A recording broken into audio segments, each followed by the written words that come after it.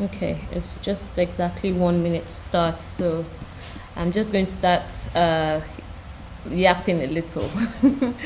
Good evening, everyone. How are we doing today? How are you guys doing? I'm okay. Okay. Julie, I think. Okay. Yeah, this is Judy's party. Okay. I'm good. It's good to hear that you guys are okay. Because business is not easy. That's one of the things we have to admit. Sorry? Yeah. So, it's good to check in once in a while, which is also part of the reasons the group exists. So that you guys can check in with each other, support each other, ask questions. There might be somebody that attended a class, maybe 3, 4 classes, or even outside of what the classes we're teaching. Maybe they've done practical knowledge, or they've also gone to get certain certifications, and they can support you if you ask. So I just want to encourage you guys to be like, if you are struggling with anything, or if you want to just talk about what you're finding difficult, you can come on the group, share your struggles, your wins, whatever it is, and let's all, be part of it. And you could see somebody that could support you, or you could see somebody that your experience could help as well. So today's class we're going to handle two distinct things in today's class. Today's class is going to talk about like a demo version of calculating your prices, and then we're now going to also show you how clients will happily pay those prices that we've calculated. But at the end of the class, we'll be giving away something that is valuable. Jess will be sending it directly to your DMs. Jess, please, what I need you to do is just check the people that are on the call, right? So we can have like a list of who is on this call. So because the resource we're sharing this evening, it will go directly to the DM and not to the group, because it's an exclusive. We want people that are actually participating in the classes to have the resources to actually implement in their business. Because if you just put it on the group, the value will just, I put in a lot of work, so I really want you guys to benefit from it, especially as you're taking your time out in your day to actually participate and attend the classes today. So the first aspect is calculating your prices, like a demo version of it. We have had 2 pricing classes. We did the first mindset class, which was hinged on pricing, but it was mostly mindset. I'm still going to release that one, but so far our 2 pricing classes have been released, have been uploaded. If you want a playback, if you want to go back and refresh your knowledge, please message Jess. Jess is our community success manager. She would be happy to support you, send you the classes and any tasks we might have done in the classes as well, because it's this practical knowledge you use in your business. All of this is not for me, it's basically for you guys to go out and like be able to build your skill and improve where your business is. At least from in the next 6 months, you can say, okay, where my business was in July 2026 is not where it is now. And that is my ultimate goal, to be able to see that, okay, Afro hairstylists are upscaling, growing, you're getting your money, because I like seeing where people are getting their money. Me, I'm a Christian, so I believe greatly in abundance, and especially when you're putting in the work, not abundance that just come like, film, but the one when you're putting in the work, you deserve to get remunerated, you deserve to see the value of what you're putting in. So that's why I'm doing all of this. So Jess will be happy to support you guys, send you guys a playback, send you guys any previous resources we might have shared on the group. Just message Jess or ask on the group and she will see the message. So today's class is hinged on something that happened on the group a few weeks ago. I'm bringing it back again. A few weeks ago, a stylist came on the group to ask. She didn't know the price range she was going to price her locks, right? And I did something random that day because I was even in between meetings. So I said, oh, discuss with the other stylist on the group. She's a loctician. So I said, discuss with the other stylist on the group. So I could see the psychology behind why people set their prices. And in that conversation, we saw that some people just set prices for certain prices' sake. Oh, this is the price range. Yeah. So, or other stylists on TikTok are actually charging £150 for this starter locks. So if you're pricing your own, prices within that range. That was what I saw. So I said, oh no, this is actually it started giving me insight into the fact that a lot of people did not understand the process that goes into setting prices. When you're setting prices, it's never random, never ever random, except if you're doing charity or you want to give like it for free, but you want to just fix any price so that people will value it because they paid money for it, right? So I decided to do this series of pricing foundation class. For those of you that have attended all the classes, you've seen how detailed it is. Pricing, there's a lot of work that goes into pricing. In fact, one of the things that business owners usually struggle with is handling numbers, because it takes so much of your time. It takes you observing your business, seeing where you're failing, because your numbers is the actual reflection of your business. You know, how you're progressing as a business owner. It's that numbers, the revenue, the profits, the traction you're generating. That's what is staring back at you and telling you you're succeeding, you're failing, you're stagnant. So I decided to do this, and so this class, first of all, is going to do the whole pricing calculation thing. Yeah. So the first aspect we're handling in this class is the cost-based pricing. So before you charge any hairstyle, charge a client for any hairstyle, there are 3 pillars I want you to always have at the back of your mind. Reason I always want you to have this at the back of your mind is because guessing your prices is extremely dangerous. Stuff like, oh, this is what another stylist is charging, or this is what I think is fair. If I charge more than this, clients will go. You know, everybody's charging this amount. If I increase my prices, I won't have any clients. All these things will make you're just guessing. You're not actually picking any price for your business, and you just randomly it's called random selection, and your business will continue to move randomly and not with a strategic point. So the 3 pillars I want you to always have in mind is that every single appointment you have in your business is hinged on 3 cost pillars. It's hinged on your products, yeah? It's hinged on your business cost, and then it's hinged on your labor cost. These 3 things. Now let me break it down. For products, we all know products now. Hair extensions, if you supply hair extensions, hair cream, mousse, spray, all these things, gloves, shampoo, foil, whatever if you do hair coloring, you need foil and all those things. That's the product pillar, the product cost pillar. When it comes to business costs, we handled this last week and in the previous class as well. The expenses in your business, your rent, your council tax, your heating, Wi-Fi, insurance, cleaning, booking software. If you do have bank charges, some people have those, is it tap, what's it called? I can't remember, but you know those devices that you tap your card. So I'm guessing those ones have card processing fees as well. Those are things you calculate in your business, right? So, and then the labor cost. This is the time you and your team members, if you have other stylists working for you, if it's just you, yeah, this is the time you spend doing the hair. So when a client comes to book you, because I've touched on the first 2, I'm gonna touch on labor cost a lot more. Excuse me.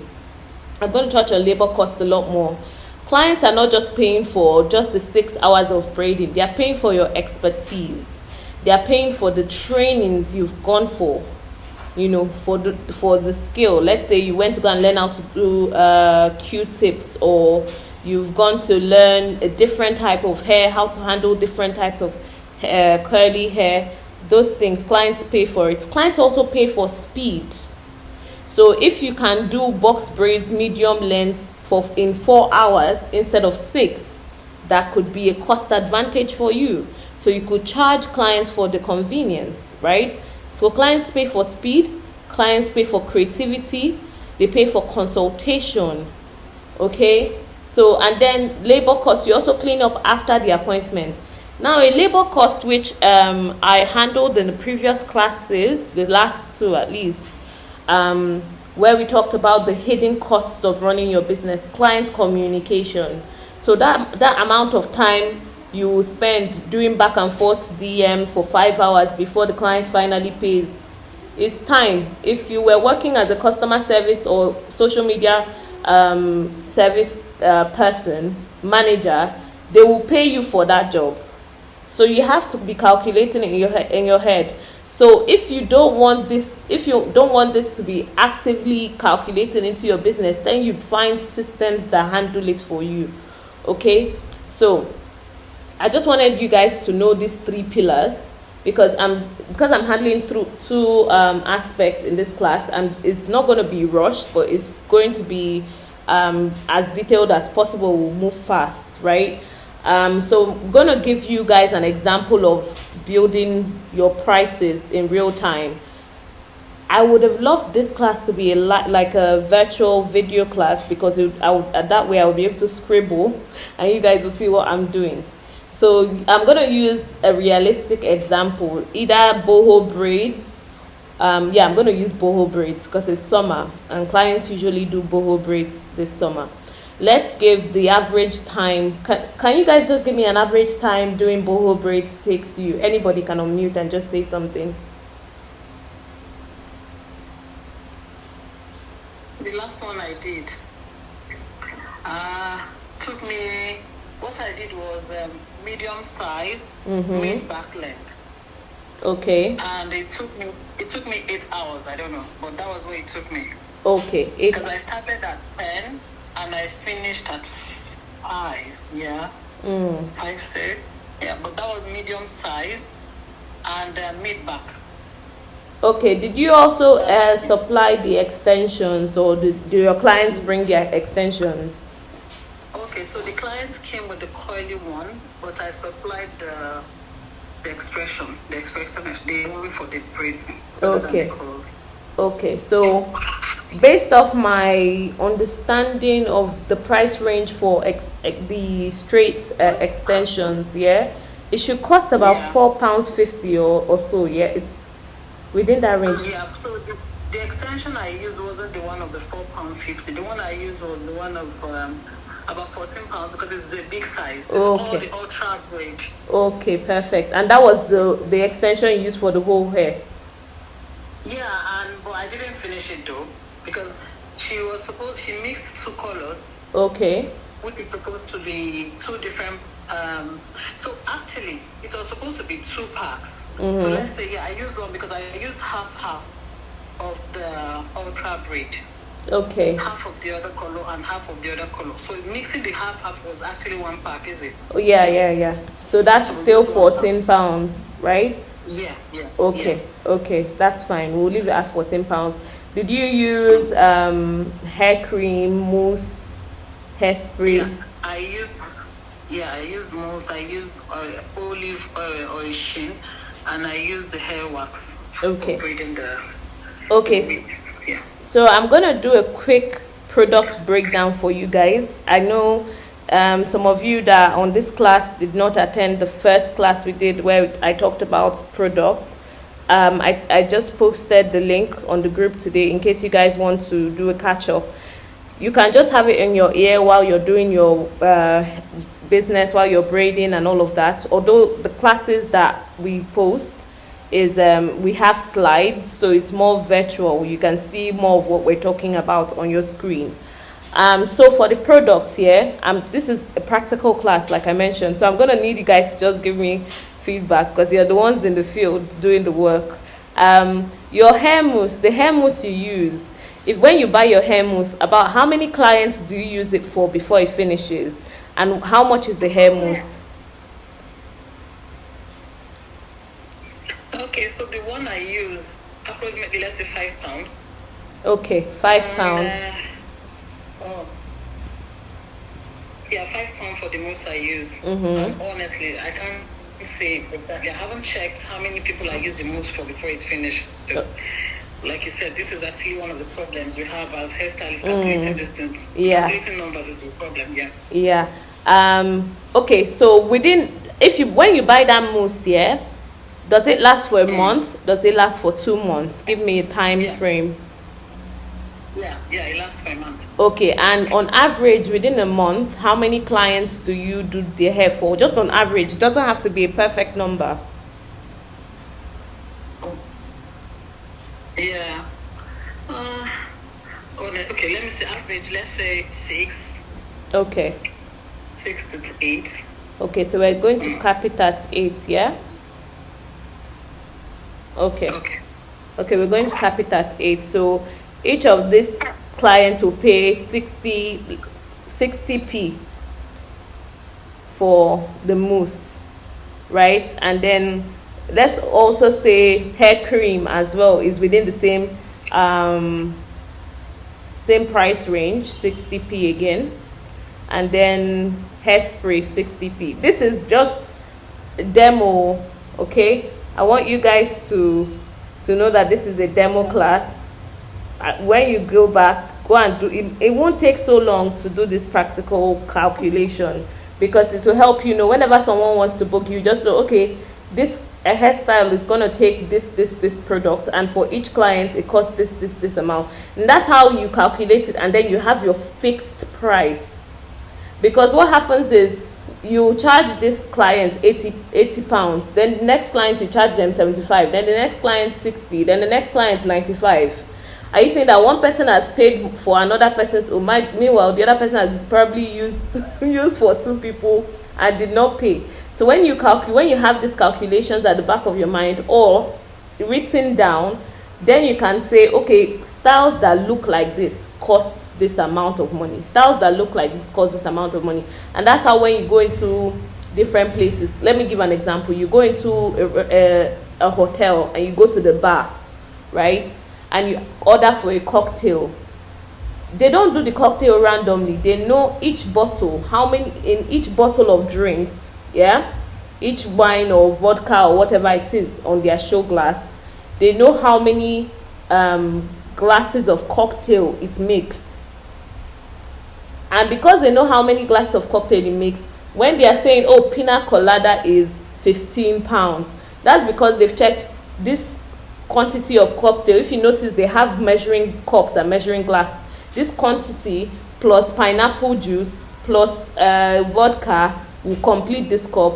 And the pineapple juice, the bottle of pineapple juice can serve 25 people. The bottle of vodka can serve 35 people. So they've divided it to know those prices. But we don't know. We'll go and pay 15 pounds and vibe and come out. But the people behind the business sat down and did calculation. So that's why I want you guys to start thinking like business owners, okay? I want you guys to start thinking about how much is it costing me? How much is doing this hair costing me as a business owner? Then same thing you do for your business overhead. Remember that we calculated how much, we did the whole revenue, how much your business cost is, rent, all of those things. You have to go write it down. I don't know where your salon location is. I don't know what city. I don't know the cost of living. I don't know the specifics of where you are. Okay, so you have, even when you're braiding at home, your business is also meant to pay part of your rent. Your business is meant to pay part of your electricity cost. Your business is meant to pay part of your water bill if you do more washing hair. Okay, I want you guys to have it at the back of your mind.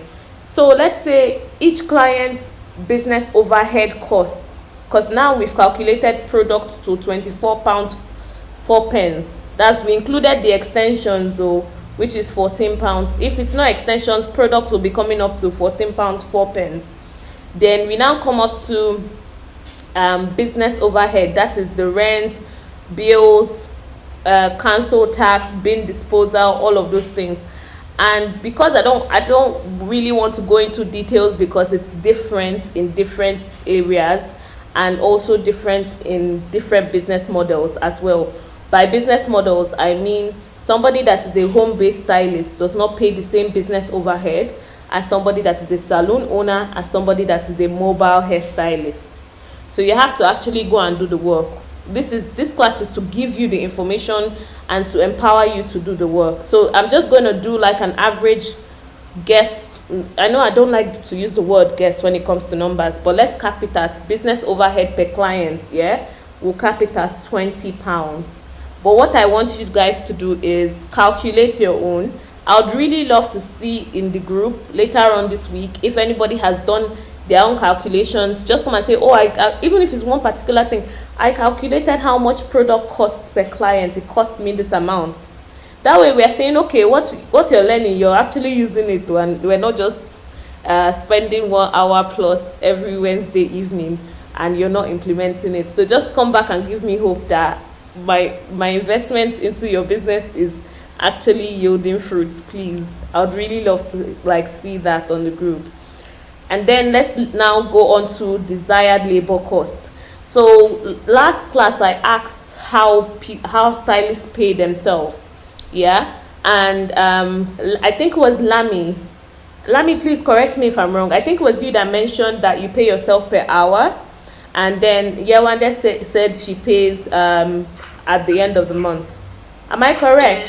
Okay, perfect. Okay, how much do you, like, on average? You don't have to give us the exact amount, but on average, how much do you pay yourself per hour? 25. Okay, £25 per hour. Perfect. Yeah. So I like to do practical, so people will know that these numbers are real. Okay, £25 per hour, and let's cap doing this hairstyle at 7 hours, because yes. Hold on. Julie said it was took her 8 hours, but we're just gonna cap it at 7, right? So 175. If you're paying yourself per hour, this is different from somebody that is paying themselves, per month, which is most times you see that monthly structure with salons, but per hour is different as well for mostly like independent hairstylists that are working outside of the salon structure. So currently now we have £219. Are you guys now seeing that you're undercharging and underpricing yourself? Because when you calculate it like this, you really see what you're costing your business. Because at the end of the month, you will see that what I've observed is that either hairstylists go and pick extra shifts to survive the month, or they go and pick the extra shift. If they have salons, they go and pick the extra shift and use the money they made in the extra shift to be paying their business expenditure. Now I want you to ask yourself, is that even sustainable as somebody that is doing business? Because anybody that wants to do business wants to make money.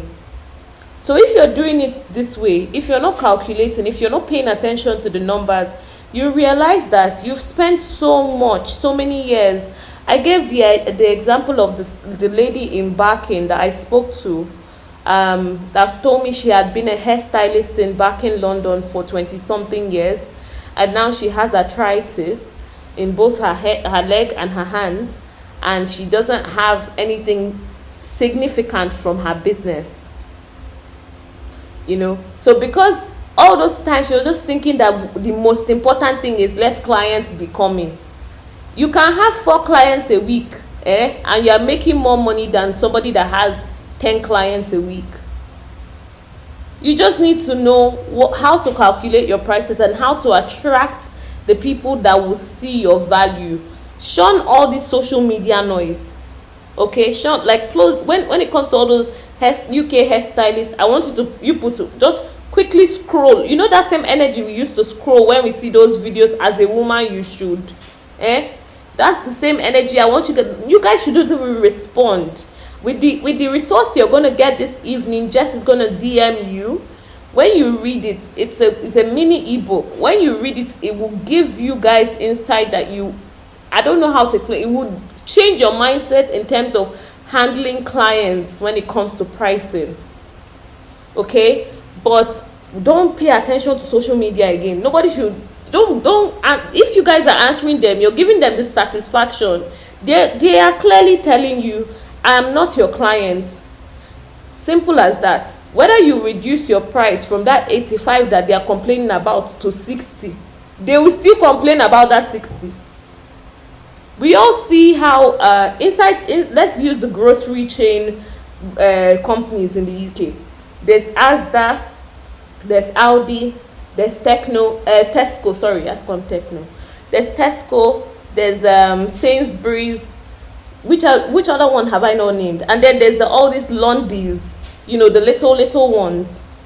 They all have their different prices. Don't they all get clients? I've never entered any of them that I did not see people inside there buying stuff. And that's the mindset I want you guys to have. You don't want a client that's going to come and pay you 80 pounds for a service that actually costs you 195 pounds to keep your business lights on. You don't want a client that's going to pay you 25 pounds for a service that actually costs 55. So what I need you guys to do is, and the way the law of nature works is, you attract what you think. If you think people don't have the money to pay me, people will not have the money to pay you. If you keep thinking, oh my God, people don't have the money to pay me, but people have money to go on holiday. People have money to buy human hair. People have money to go and, buy that expensive Gucci bag. Okay? People have money to buy another Puma shoe, but they don't have money to pay you. You need to change. So I'm gonna release that mindset class again. Just please add it to my to-do list. But at the end of today's class, the resource you guys are gonna get will even do the mindset work, because it's even in there. It's in there. In case you don't get the class immediately, it's in there. Okay, so I just wanted to go over this with you so you can see the price of actually keeping your business lights on. And remember, this price I just did now is for profit though. It's not for loss. We're not trying to do let's manage. Because even if you're operating currently in your house, at some point you want to open a salon. When you want to open a salon, where are you going to get the money from? Except if you want to do bank loan. The way beauty services are set up, it's not currently, not that you cannot get investors, but investors are not very keen at the moment, from what I can see from my own observation of the market. And that's because we are basically operating, especially in the Afro hair space, we operate on an informal basis. So the investor is going to be like, how am I sure you're tracking your numbers? How am I sure you're actually calculating your business revenue? How am I sure you're not doing guesswork? Even if you're going to get an investor to give you money to open a salon, and the investor is not a family member, you still present financial projections. What do you think is in the financial projections? These numbers. This is what you show them. This is what you show a bank if you want to take proper business loan that will have structure. Of course, you can take the informal loans though. But even when you're taking loans, you're going to calculate your interest.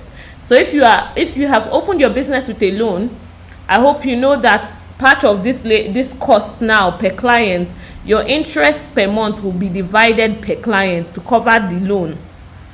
That's the repayment and the interest. This is how you have to think about it when it comes to pricing and when it comes to actually generating revenue and growing your business. Okay, so we're going to move on to cost price is not quite your selling price, and this is one of the most important lessons. So we just calculated the price. Now this is the minimum that you need to be aware of. So I want you guys to go and do the numbers. You can initially say, okay, currently the clients I have won't pay this, but how do I attract clients that will pay what I need them to pay? Okay, don't just set prices unless it's deliberate. And then of course you can have deductions, like in terms of if you want to do offers, you can have all these introductory offers. That one is different. That's going to be a follow-up class, not this week, not next week. It's going to be another class on pricing, but that class will really take us, it would change the mindset when it comes to pricing. I'd like to call it dynamic pricing because it's not straightforward. But a bit of intel about that class will be, let me give an example. You know how when you're booking hotels, I'm going to use Holiday Inn. The price of a room for Holiday Inn, the same room, the price on Monday is not the same price on Friday, it's not the same price on Saturday. But for you to be able to do that dynamic pricing, you have to have done this foundational work in your business. Okay, so it's also not guesswork that you're also going to do in your business. So one of the things that I'm going to give you guys, if you want to write it down and maybe come and share on the group when you've done this within the week, if you want to start from tonight, but I don't know if anybody, it's the end of the day. I know it's Wednesday, but yeah, in case you want to start from tonight, that's perfectly fine. If you don't also write this down, just to be able to share it after the class. Yeah, I want you to pick your most booked service. If it's box braids, if it's cornrows, whichever service it is, write down the time you use for the appointment. Again, if you use KB Matrix app, you would know that you automatically you can automatically track your appointment time. So once you click start service, it automatically tracks what you're doing with your business, and that way it tracks your bestseller and all of those things. Anyways, you track your appointment time, you track your products used. So I just gave you guys a bit of an example in case you're not sure. Okay, this product finished with exactly 7 clients. If you give yourself an average, I use this product in 2 months, how many clients do I have? Or check how many clients did I have the last 2 months divided by this product. Even if it's in pens, that's the cost for products each client. And then if you do supply extensions, include it as well for that most booked service. So this is for you to do like a practical class on this by yourself, specific to your business. Okay, and then you now write down the cost of the product, the business overhead contributed by, like, used by each client, and then your desired pay rate. So either you do it hourly, or the people that do the monthly pay, I think they calculate it by day by day. Please, Yewande, am I correct? Do you calculate, like, when you're doing the monthly, is it day, or is it just an overall? How do you go about it? Sorry, I'm putting you on the spot. Please let me know if you're comfortable answering. Sorry, repeat the question again. I was talking about calculating the desired pay rates. So I said if you pay hourly, you can calculate hourly pay rates, and if you pay like per month, I then asked you.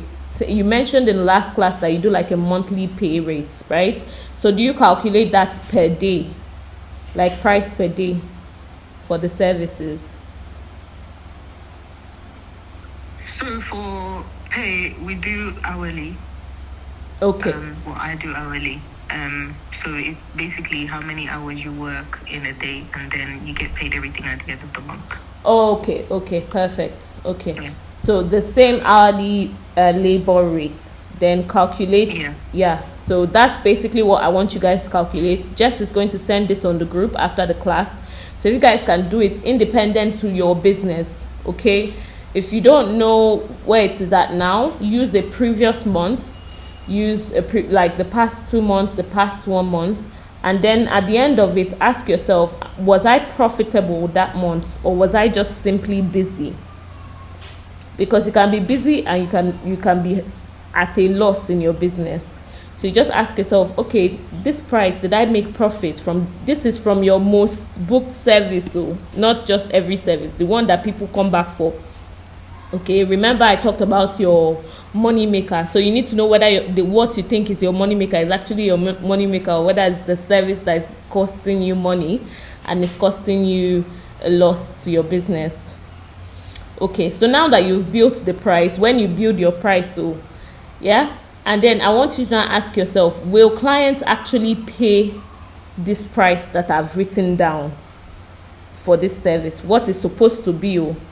When you check how much you've charged previously, then this task I've given is for you to calculate what it should be. Then ask yourself, will clients actually pay for this?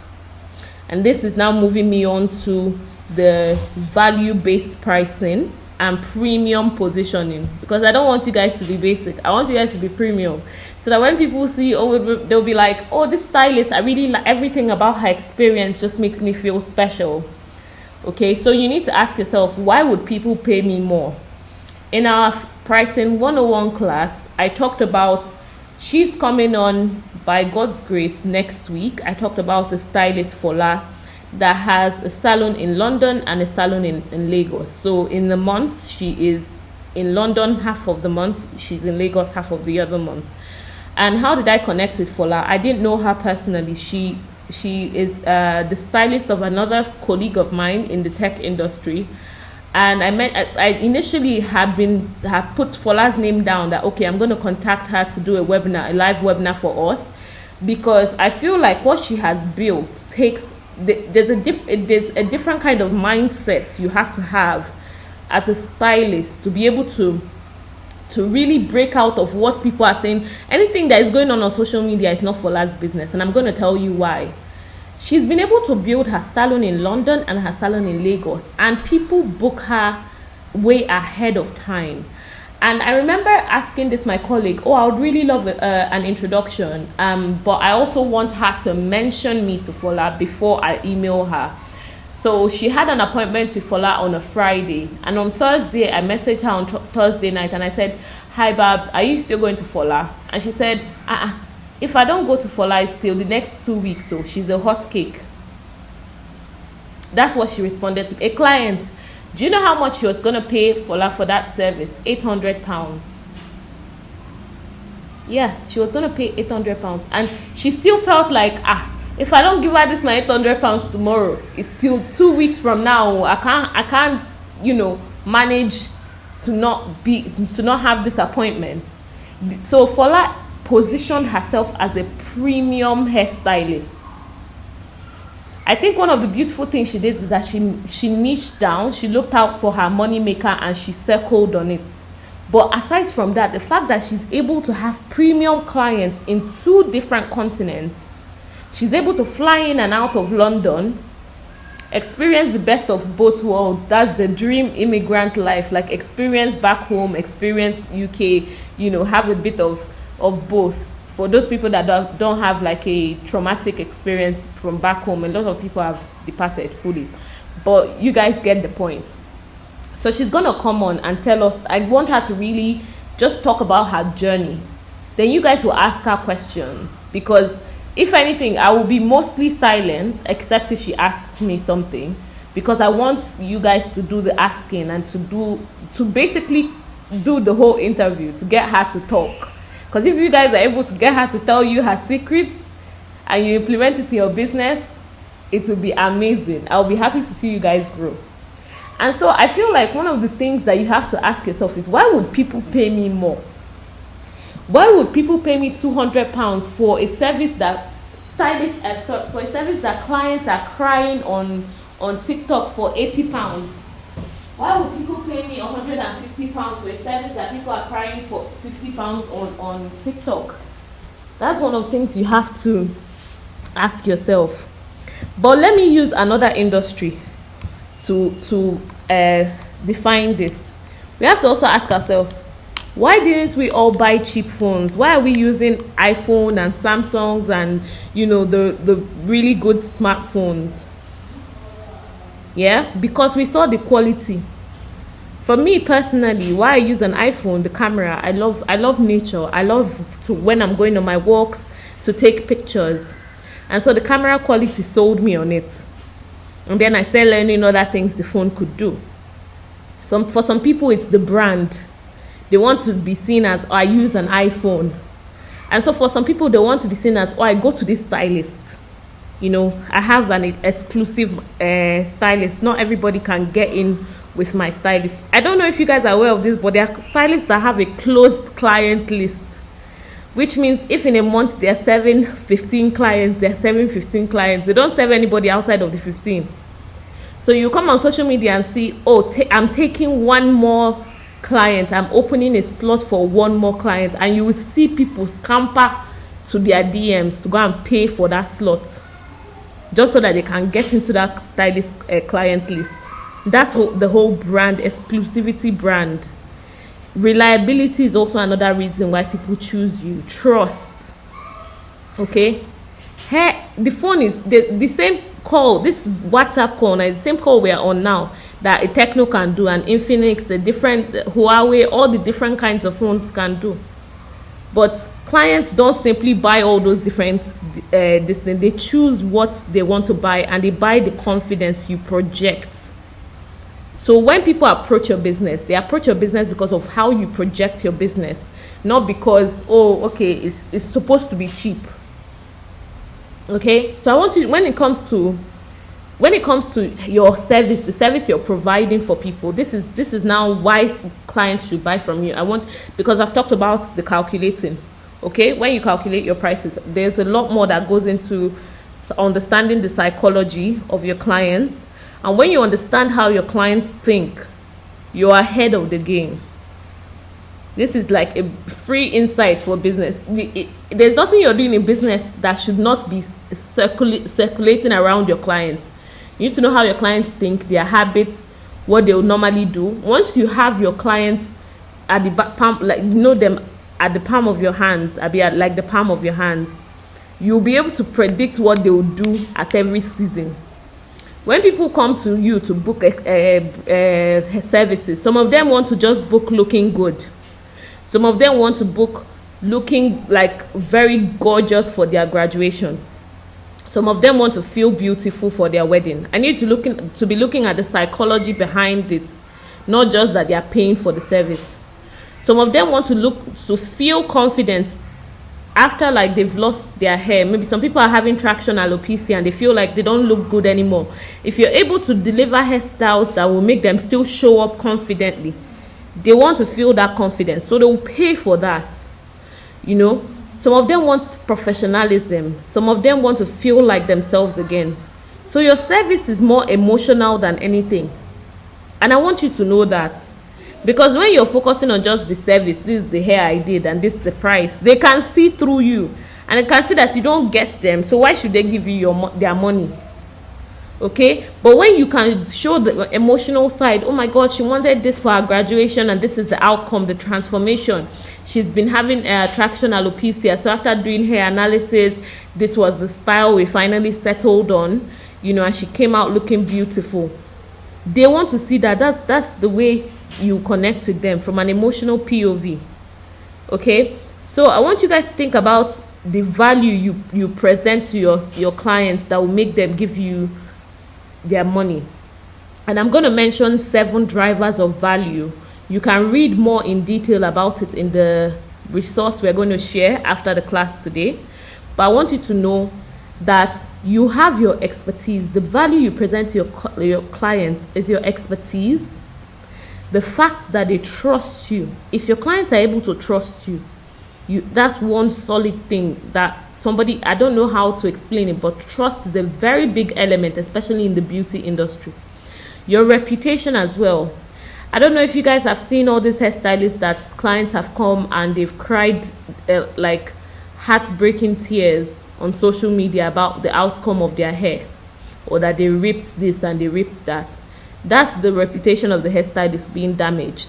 So I want you to protect your business reputation with everything you have. The convenience you present your clients.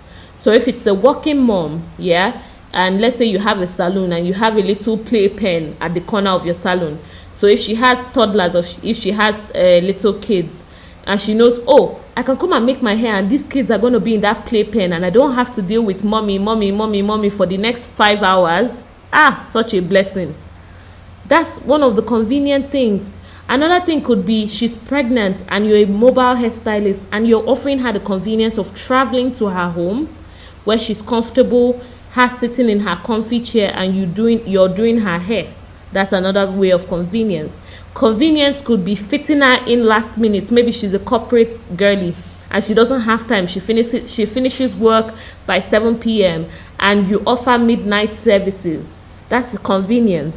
So you need to communicate the convenience. That if you offer them conveniences are the drivers, you need to communicate what it is you do for them. Your experience as well. Okay, I'm pretty sure when we all started hairstyling, where you are now is not where you were when you started. Those years, those months, those weeks is part of your experience counts. What you knew about hair in the beginning is not what you now know about hair. Pardon my friend. What you now know about hair. So if you're now doing hair, when a client comes and says, I want to do this style, with your years of experience, you can say, based off your hair, maybe you have thin hair, this style you want to do is going to be heavy on your hair strands. But what I'm going to do is I'm going to find a way to, instead of making it bulky braids, I'm going to make it medium but loose braids so it still looks bulky. Just use that your experience. They now know, okay, I don't know if you guys, I remember when I was younger, I don't know if you guys have experienced this, but when I was in uni, I would go to the hairstylist and I'll sit down and I'll be like, oh, just do anything to my hair. Because I knew, okay, her years of experience, she would know, okay, the kind of, she would not ask me what kind of style. I'll say, something that looks like box braids, but add a bit of style to it, you know, make it very different or whatever. She's going to now have the creative experience to do whatever she wants, because I trust that she has that experience to handle my hair, and I'm going to come out of that chair not looking like what I did not go there for, you know. And then confidence. When you're able to take your clients from feeling low to coming out of that appointment feeling a lot better, feeling beautiful, looking more like themselves, that's another driver. So you need to have this at the back of your mind. Go and write it down. Which ones do I bring with my service? Which one does my business offer my clients that they can immediately see? And if they cannot immediately see it, how do I show them? How do I show them that this is what is currently in my business and this is what they will currently experience? So when they trust you, when all these drivers are evident in your business, when they look and they can see it, it automatically reduces price resistance. Okay, when somebody has 10 verified 5-star reviews and they can see, let's say they come on your KB Matrix profile, they can see, oh, 5-star, they can see the pictures of your clients, they'll be like, this one person has 5 stars. They can see that your pricing is clear, they can see you have an easy booking process, you know. Why? Tell me exactly why they will question your prices. When somebody be like, oh, she was so lovely from even when I walked into the door, they can read the reviews and they know that these reviews are not from you, they are from people that have experienced you. They will immediately know, okay, this is what I'm going to experience. So they will not haggle with price for you. But when they come on WhatsApp, and they come and let's say someone shared your WhatsApp number, they don't have a verified way of viewing your reviews. They don't know. They can see everybody can do really good braids. Not everybody, but a good number of hairstylists can do really good braids. But people, I just explained to you guys that people are not paying for just the braids. They are paying for the experience. There's a lot more behind the psychology of paying for your services. Okay? So when they come and they are checking it and they don't have any way of seeing all these things, there's no way for you to evidently show them immediately trust, immediately reputation, convenience, experience, consistency. They don't have a way of you showing them that. They're immediately going to ask, this 95 pounds you're saying, somebody told me 80 last week. Oh, I would have just booked her. Now I'm coming to book you, you're telling me 95. Immediately, they don't see it, so they're going to haggle the price with you. In the book, it's going to tell you, the resource we're sharing this evening is going to tell you that those clients that are pricing your services, they are not your enemies, or you just need to categorize them into where they fall within. I'm not going to really cover that in this class, but you will get all of that in that resource, right? So I need you to stop selling hair, start selling outcomes. Stop doing I do knotless braids. So if you're knotless braids, start checking it. When you do hair for people, how long does your hair last? Does it stay neat for a while? You know, what is the outcome of their hair? Or if it's that you're able to do braids and your clients' experience is that whenever they take down their braids, their hair does not break. That's a selling point. Sell the outcome. A lot of people's anxiety is not the knotless, whether they get good knotless braids or not. Is that, oh, I heard that knotless braids break hair. Oh, if I do knotless braids, I'm pretty sure it's going to break my hair. Then you can now show, oh, my client did this knotless braids 4 weeks ago, 6 weeks ago, and this was her hair before we did the braids. This is her hair now. Very minimal breakage. That is an outcome. Okay, if you're sell outcome, if you're selling speed, that's an outcome. You say, oh, my other people do knotless braids for 7 hours, I do it in 4. That is an outcome. So immediately clients are seeing the value of why they should pay you that money and not negotiating the price. Because if somebody is doing hair for you, hair that should take 7-8 hours in 4 hours, which means you get the convenience of not sitting down and experiencing a numb bum for 4 hours. That's a big, like, I wouldn't negotiate that. That's the truth. I'll pay that money immediately. So if you're saying I do knotless braids, you're describing the service. But if you're explaining the outcome, you're already telling the client the value they will receive. So if this section that I've just talked about is something that I want you guys to think about when you're putting your social media, when you're putting posts on your social media. I don't know if you guys, we're going to handle this in other classes when it comes to social media, content, positioning, branding. That's the rest of the classes we're going to go into over the next couple of classes, 3 to 4 weeks. In between that, we'll also have our live classes as well. So we're going to go into this in a lot more detail, but I've just given you, when anything you're posting on social media, ask yourself, what's the client outcome that this is selling to them, that this is going to show them immediately. Whether it is the crisp hair installation, that they want to look like, there's this clean girl aesthetics that is going on. I don't particularly agree with it, but it's a thing, and it's something clients strive for. So if that is your selling point, please use it. Okay, use it very well. So I want you to know that competing on price is a race to the absolute bottom, because there will always be somebody that is cheaper. Have you guys seen those every hairstyle for 35 pounds on TikTok? The same hairstyle you're charging 80 pounds for. So if you are going to negotiate on price with somebody that is charging 35 pounds, you might as well start a charity organization. Okay, and that person could still be a learner, could still be working from home as a student, well, and they could be trying to build their client base. You've passed that stage, you still be competing with them.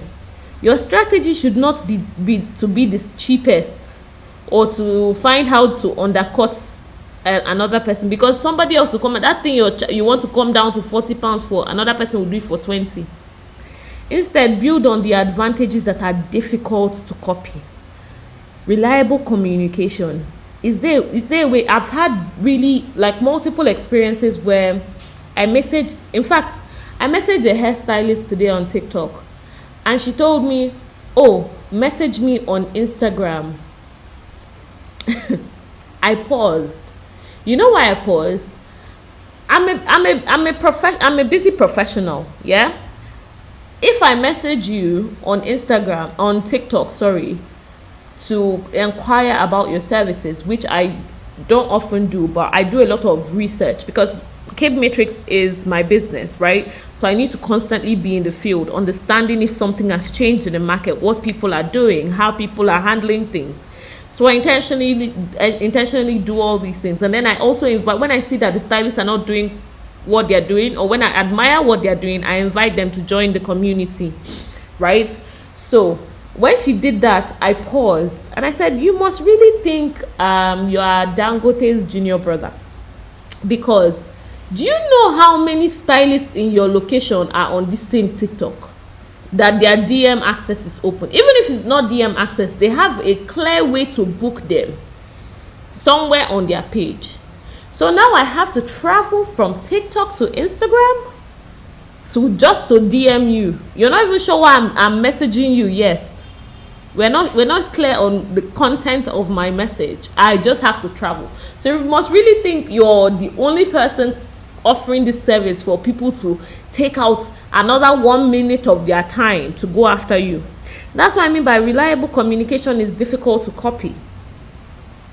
Exceptional client care. If you treat your clients like they have an executive experience, that's what you should. It's not, people cannot copy that. Not everybody can copy that, down to even how your salon smells or how your workspace smells. People cannot copy that. Consistent results, a memorable experience. When they finish the hair, they'll go out and be talking about it. People cannot easily copy that. When you have a clear system, how you manage your clients, how they can communicate with you. If somebody wants to book you, they're not worried about if they message you, you're going to reply in the next 3 days. A seamless booking experience. People cannot copy these different things. These are things that separate how your business operates. So this is what I want you guys. Welcome, Anel. We're just rounding up, but this, don't worry, it's recorded, so I'm going to upload it and you have access to it. Everything we've talked about today, you guys will have access to it when we upload it. So what I want you guys to leave with today is, don't ask yourself, can I charge more? Ask yourself, how can I create value that will make clients immediately see it and reduce the friction with pricing objections? Okay, before a client walks in, if you walk into, let me give an example. If you walk into Harrods and you smell, from the way the air smells, the fragrance, to the way the staff will treat you from when you walk into the door, to the way the customer service professionals will be answering your questions, will be telling you, oh, can I help you with this? You will not think, this chewing gum or this chocolate is 800 pounds. This small pack of chocolate is 800. Your mind will not even allow you to think it, because Harrods have already done the whole experience. They've shown you the value from the time you walked into the door. So you're not now questioning, is this chocolate 800 pounds? What you're now asking yourself is, does this fall within my budget? Which we also handle in the resource that I will be sharing. It's just I will share it with you guys in your DMs. It won't be on the group, because this is an exclusive for those that came to the class today, right? Because we want those people that actually take out their time to be here, to be rewarded for it, and to have access to building their business with the value we're creating here. So this is what I want you guys to start thinking about. If you ever see a UK hairstylist, the price is just quickly scroll. Don't even watch the video for 1 more second. Scroll past it. You're not part of them. I can assure you that Fola will not sit down and be watching UK hairstylist video. Fola's clients pay her from 800 pounds and above. So is it a video about a client complaining about 85 pounds that she can relate to? Why? Because she has shown her clients the value. Now, Fola, with that price she's earning, she doesn't need to get 100 clients in the door. She just needs the clients that will meet her target, which we talked about in the previous class. Jess will also share that, because we've uploaded it as well. She just needs to meet that her target for the month, or even more. If she has an allowance for more clients, remember that she's running 2 salons in different places, in different continents. This is how I want you guys to start thinking, because customers follow your behavior. If you're offering 35 pounds per service, they will price that 35 pounds and ask you, they'll convert it to naira for you. They'll tell you, box braids for 65, 70 pounds. Why?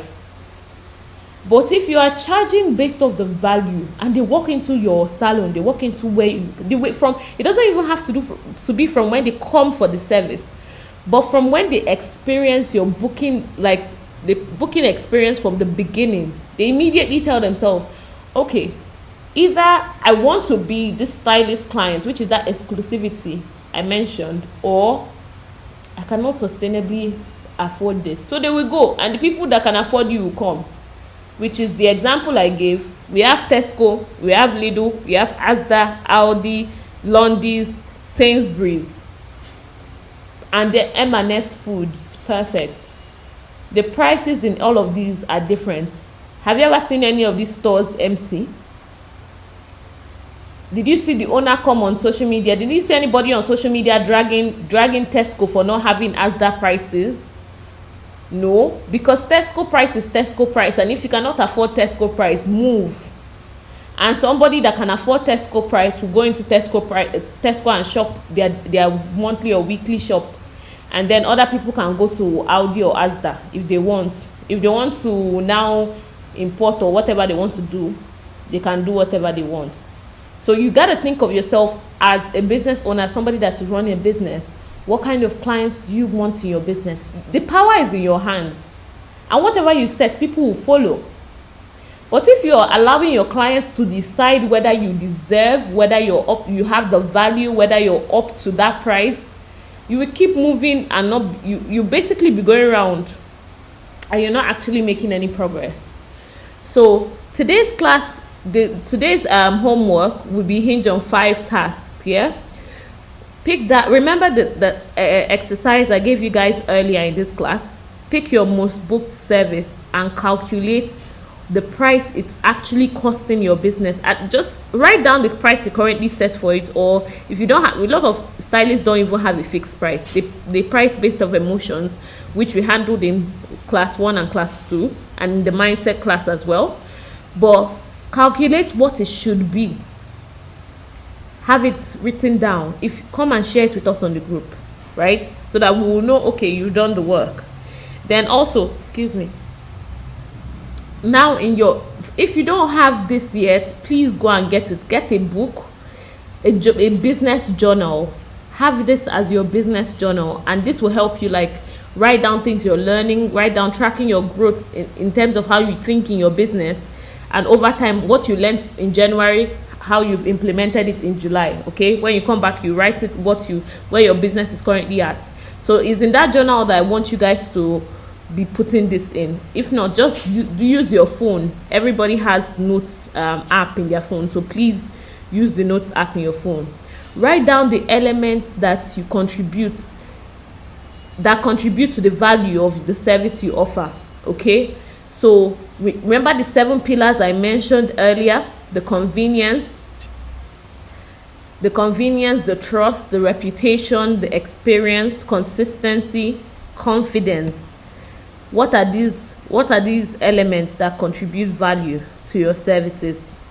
Okay, even down to details. What is it about your client experience that contributes value?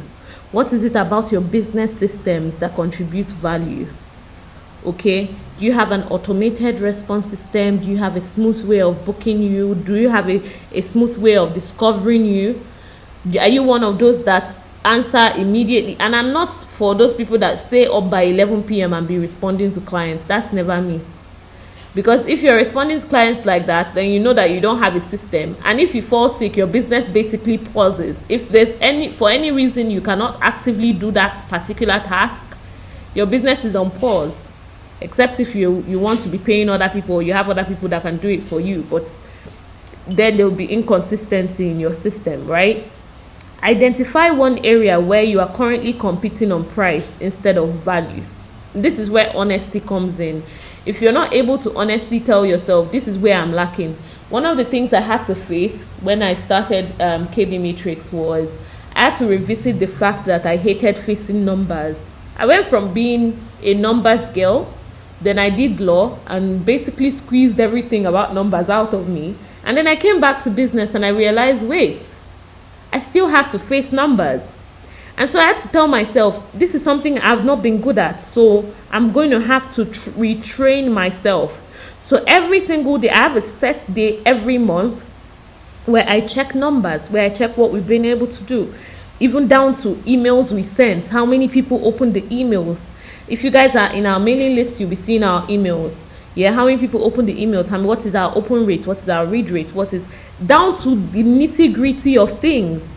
I've had to retrain myself, and this is what you have to do. Face that enemy of yourself that is within yourself, and that is what is holding your business from growing. That's the truth. Nobody's gonna tell you this for free, but most times your business is not growing because you're in the way of your business, because you don't want to face that thing that you don't want to do for your business for it to grow. So ask yourself, where have I been competing on price that I can actually compete more on value? And then this week, if you have bookings this week, I want you to work on one thing in your client's journey, from their booking experience, how they find you, where your prices are listed. If you don't have a clear booking system, get on KB Matrix. If you get on KB Matrix, let me know. I will quickly approve your profile, because not everybody gets on KB Matrix. We've actually vetted stylists before they list on the platform, because that's our own way of, remember I mentioned earlier, protecting business reputation. Okay, so we need to make sure that, okay, you don't have any bad PR. People actually have good experiences with you before we let you on our app. That's actually how it works. So whenever clients experience stylists on the app, I've now had one single complaint. Yeah, so you message me. If you get on, I can send you the link to download it if you use iOS or Android. and people can easily, you have your profile links, your stylist profile link, you put it on your social media. Yeah, we're going to handle this in more detail in the next class, alongside how to get clients in the door. Before we circle back to client retention, because I personally I'm a shareholder of client retention. If you can get people to keep coming back, you especially as a business owner, you've coined a beauty business owner, you've coined 90% of the whole client experience journey. But it takes work. It doesn't happen magically. You have to create an experience that they know, okay, this is my person. So improve one thing in your client journey, whether it's how they book you, whether it's your messaging system, whether it's your client management system, whether it's even the perfume, if you want to go and get one of these aromatic things, you put in your workstation, whether it's the fact that you offered them cold water, there's sometimes it's hot now, yeah, whether it's the fact that you offered them cold water, whether it's the fact that they had the convenience of watching a TV show. Improve something in your client journey from the beginning to the end. Just pick one thing this week, and at the end of the service, just ask them, how was your experience, so you will note whether it changed. Preferably a client that has come before, so that you ask them, oh, the last time you came, did you notice anything different? So you also know what clients are thinking. It could also be a consultation process. Yeah, you could say, okay, normally I'll charge for this, but let me consult you on your hair before we start the hair service. If you are skilled in consultation, or if you have trichology experience, or you give them after the service, don't just let them go, send them an aftercare guidance message. It could be, and beautiful thing about KB Matrix, you get like a direct, you can message clients, you can call them on the app, and they can message and call you as well. So you can send them those messages. Here's how to manage your braids. You mentioned you're going on vacation, which means you'll be swimming with your hair. So here are a few tips on how to handle your hair in the pool, especially because the pool has chlorine or this or that. So they actually know, okay, this person actually cares about my hair, or cares about my experience with the hair. Yeah, and then the last thing I want you guys to do is reflect on your current pricing. Write it down. Don't just think about it and walk away, because it will just go away. Reflect on your current pricing and ask yourself, if a client questioned this price tomorrow, can I confidently explain how it was calculated? Don't go and start, I'm not saying go and explain calculation to your client though, and tell them that they have to pay 60p per hairstyling mousse thing you did. Don't ever, I would never support.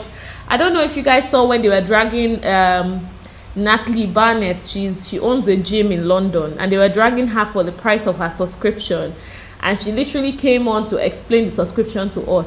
I was in so much pain watching that video, because she does not owe us an explanation. She has a boutique gym for women only, and everything in the gym is pink. There's something called pink tax. If you want to charge £250, feel free, my dear. You actually did the work and set up the business. Those people that want to pay you that price will pay you the price, as long as your business already shows the value behind the price.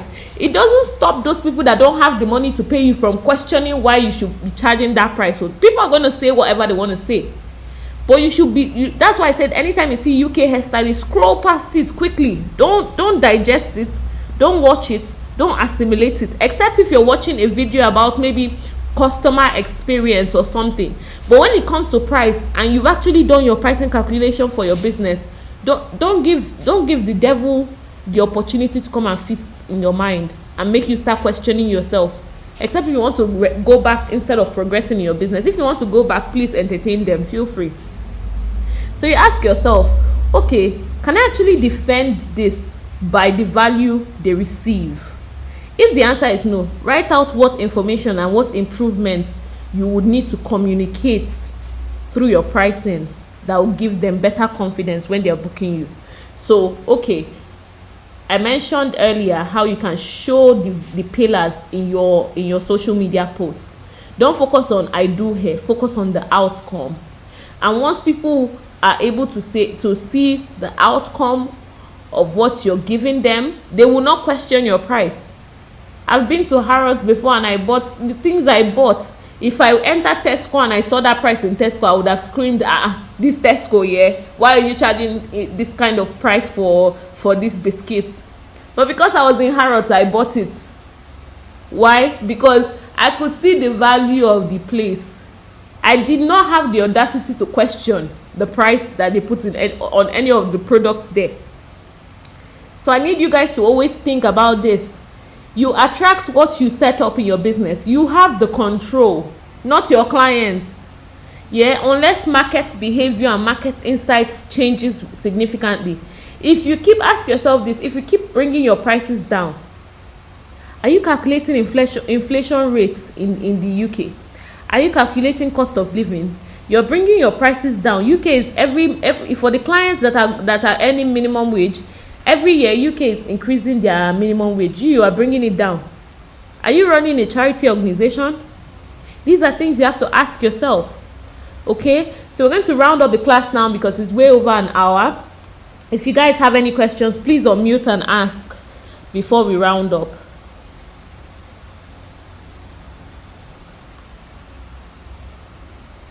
Does anyone have any questions?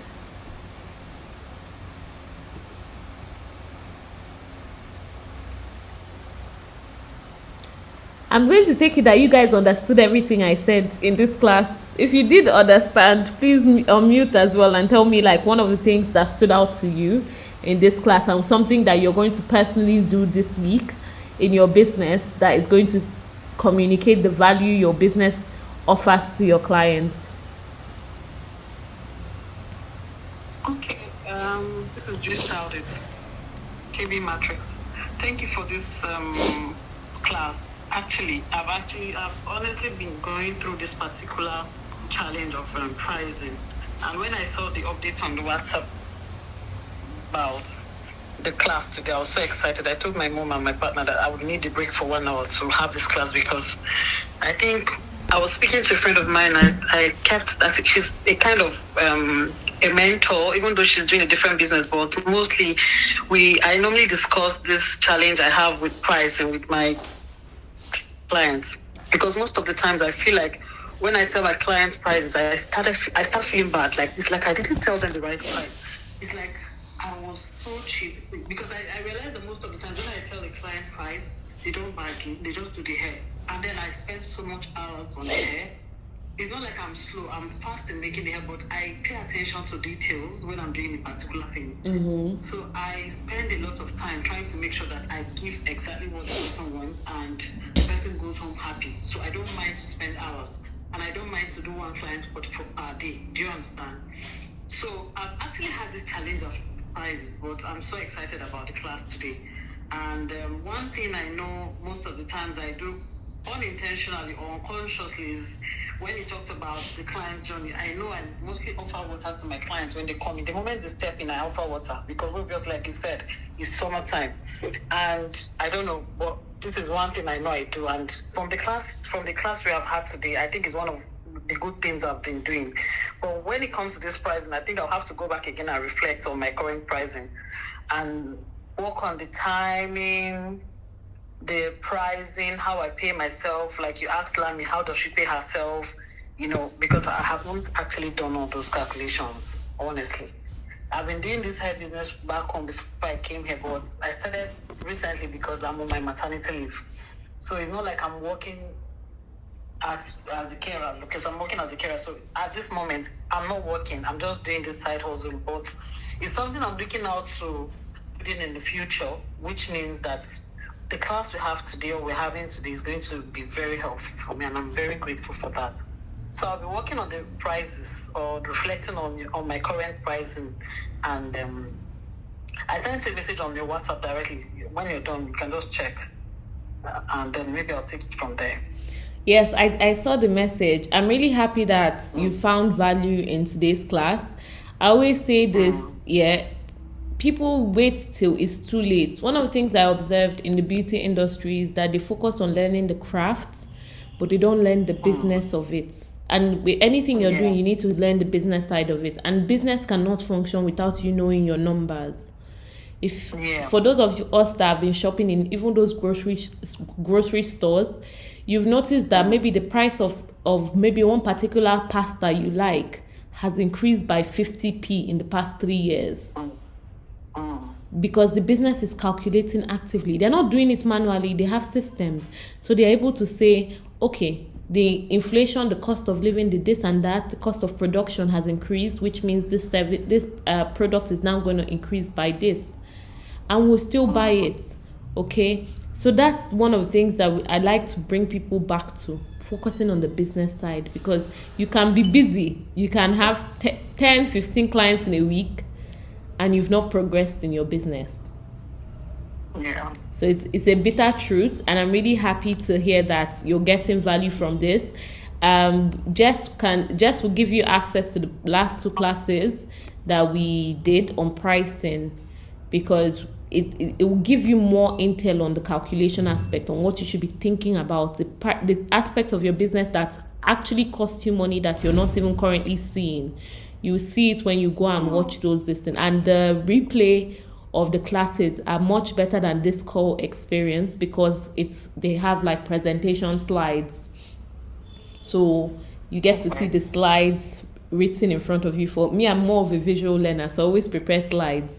Yeah, so when I do the replay, I always upload it with the slides, so it's more like a video that shows you the different things, and then you'll be able to stick a lot more in your head, and you'll be able to start implementing it. All of these things you're learning, you will not magically start implementing it from tomorrow, which is why we give you guys weekly tasks on things that you should do. So when you do that one thing and pick another task and do it next week and pick another, next thing it becomes a habit. Next thing it becomes second nature. When it comes to pricing, when it comes to discussing with your customers, when it comes to your customer experience, it becomes part of your business.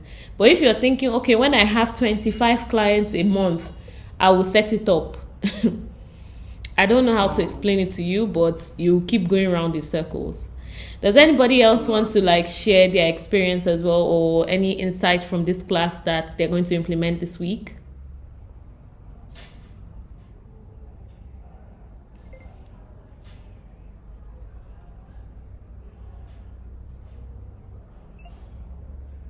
Hello? Are you guys still with me? I've talked too much. I'm here. Okay, since we've come to the end of this class, actually. Okay. Yeah, I can hear you. Go ahead. Yeah, sorry. Good evening, everyone. My name is Tabitha. I live in Grimsby. Good evening. So one thing I've been trying to so I have my main job, and I just do hair on the side. But I'm also on maternity leave, like the last person said.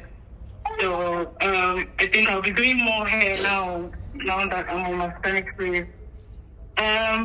So for me, I don't really have a price list, because I don't know. Hair making is more, apart from the business part of it, I think it's something I love to do. So I think I don't really charge as I should. And sometimes when I tell people price, I feel like I didn't think so much, just thinking and all that. But from today's class, I think I would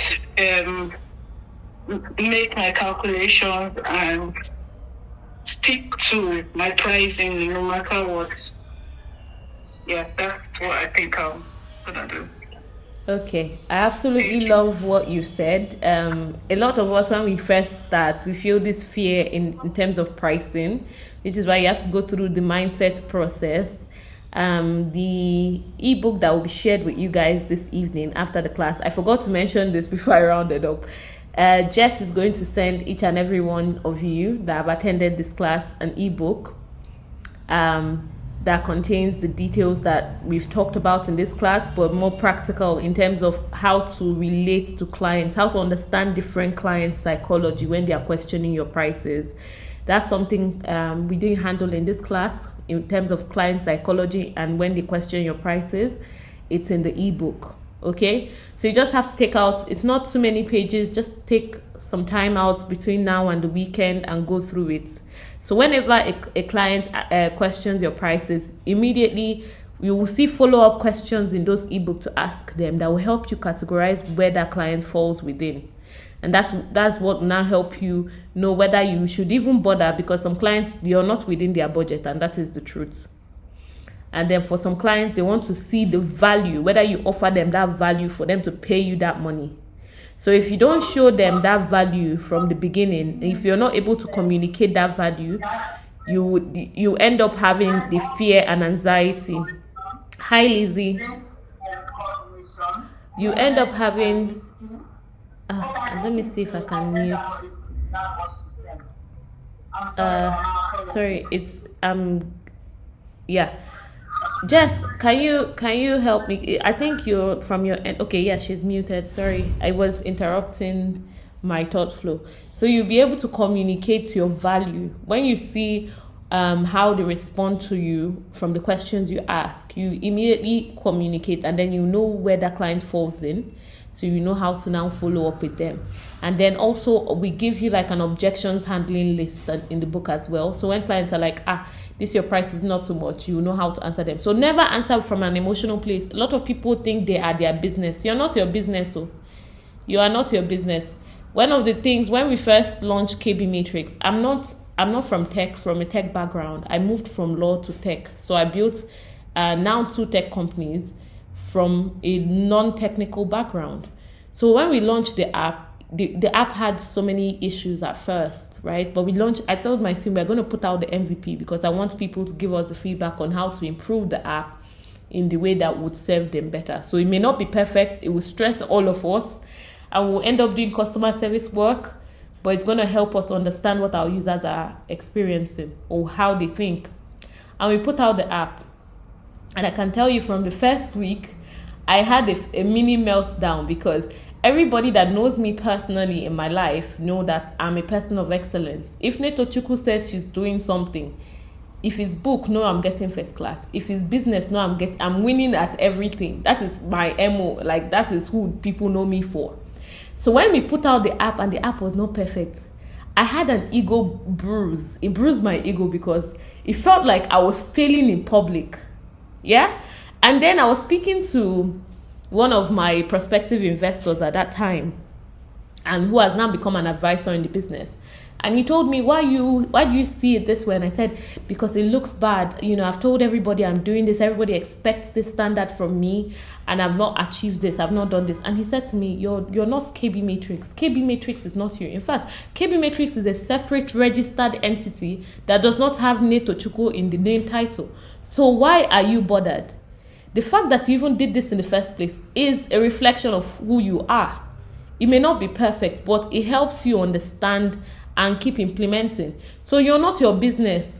So when people haggle for price, when people question certain things about why it operates like this, why it's this way, remove yourself. It takes a lot of work. It took me about 3 weeks, 4 weeks to remove myself emotionally. Right now, if somebody says, that KB Matrix app is stressing me out, I don't see it as they're talking bad against me.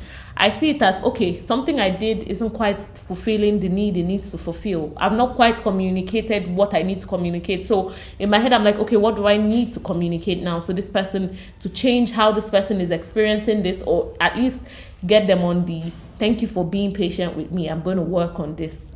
And I know at least 3 or 4 of you have been in my DMs telling me, I need to upload this, it's not letting me. Maybe if a bug arises. I did not know how bugs worked before I entered this tech. In fact, I was experiencing regular shock. I was like, can't we kill it? Can't we kill the bugs? But somebody told me one day, WhatsApp has been here for over 10 years. Even WhatsApp crashes. So why do you think your own app will not have issues?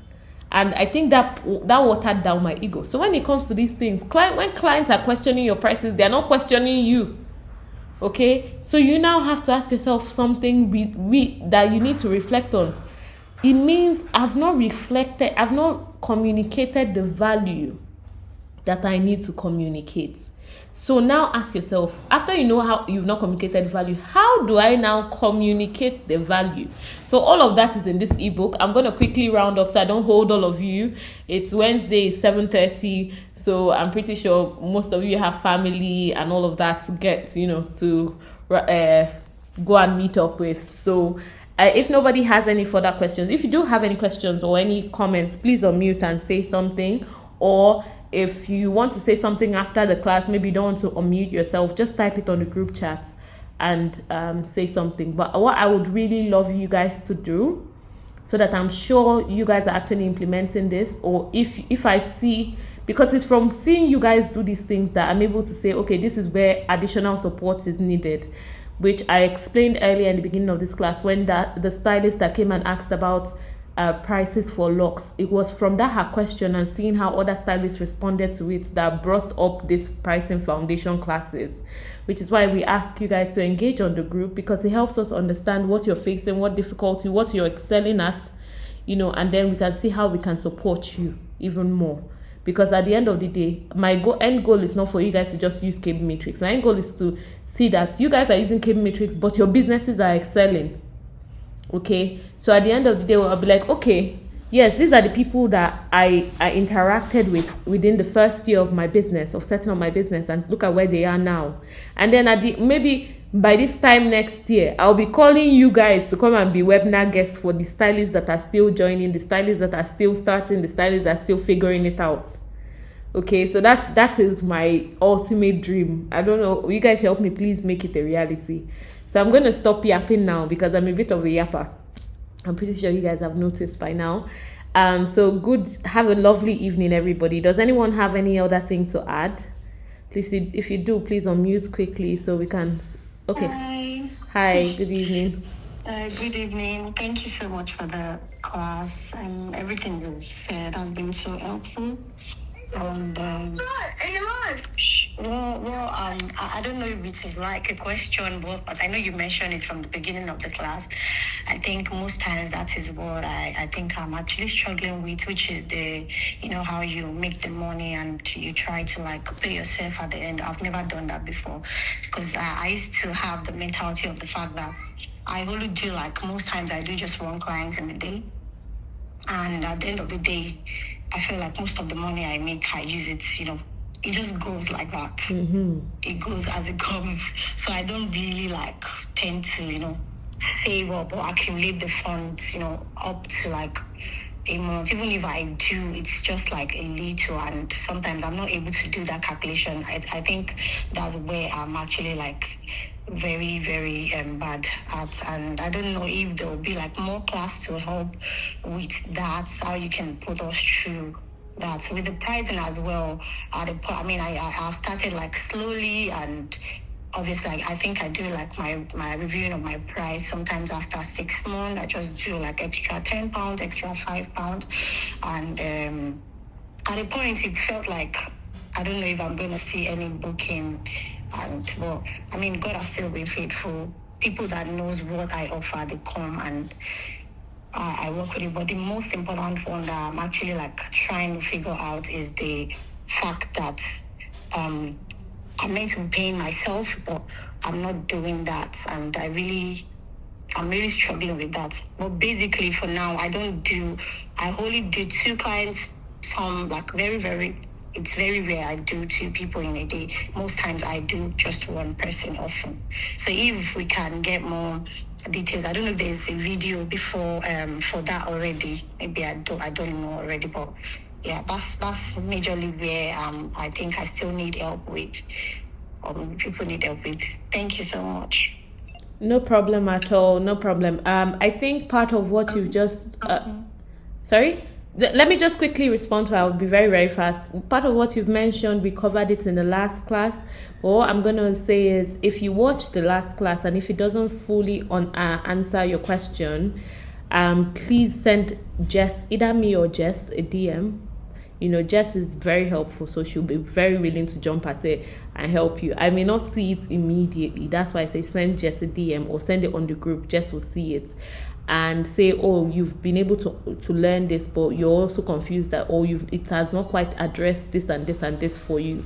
And then we'll see how either we plan it into our future classes, or we'll see how we'll organize having an emergency. If it's an issue everybody's facing, we'll see how we'll get somebody to come on and actually teach you guys. I mentioned in the previous class, we're going to get an accountant somebody that understands the whole calculation thing in a lot more detail, but that works with beauty professionals. So it's going to be a niche service, and they will come. It's something that would have to pay them as a company. So KB Matrix will sort that out, and they will come and do a live illustration. So it's basically going to be with you guys live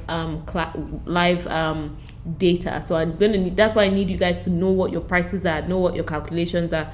It could be that after these classes you've still not particularly coined it, but when we have that class, you'll be able to say, okay, I'm 90% confident in what I'm doing when it comes to my business numbers. Okay, so let's move on to, yes, you wanted to say something. Please go ahead. Dima Berry, please go ahead.